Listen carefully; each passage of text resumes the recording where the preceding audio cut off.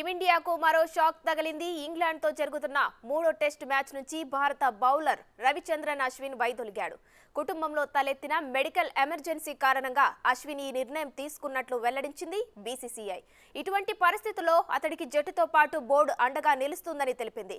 రాజ్కోట్ వేదికగా ఇంగ్లాండ్తో జరుగుతున్న మ్యాచ్లో అశ్విన్ శుక్రవారం ఒక వికెట్ తీసి 500 వికెట్ల క్లబ్లో చేరాడు. భారత్ టెస్ట్ క్రికెట్లో ఈ ఘనత సాధించిన రెండో బౌలర్గా ఘనతకెక్కాడు. మూడో టెస్టులో అశ్విన్ 37 పరుగులు చేసి కీలక భాగస్వామ్యం నెలకొల్పాడు. ఇటువంటి తరుణంలో అశ్విన్ దూరం కావడం రోహిత్ సేనాకు పెద్ద దెబ్బే. ఇంగ్లాండ్తో జరుగుతున్న మూడో టెస్టు నిస్సారంగా సాగుతుంది. రెండో రోజు మెరుపులేమీ లేవు. తొలి రోజు 5 వికెట్లు కోల్పోయి 326 రన్స్ చేసిన టీమిండియా తొలి ఇన్నింగ్స్లో 445 పరుగులకు ఆలౌట్ అయింది. రవీంద్ర జడేజా సెంచరీ చేశాడు. ఇంగ్లాండ్ బౌలర్లలో మార్క్వుడ్ 4 వికెట్లు పడగొట్టాడు. తర్వాత తొలి ఇన్నింగ్స్ మొదలుపెట్టిన బ్రిటిషర్లు నింపాదిగా ఆడారు. 89 పరుగుల దగ్గర అశ్విన్ తొలి వికెట్ పడగొట్టాడు. అలా తాను 500 వికెట్ల క్లబ్లో చేరాడు. మరో ఓపెనర్ బెన్ డకెట్ 133 పరుగులతో నాట్అవుట్గా నిలిచాడు.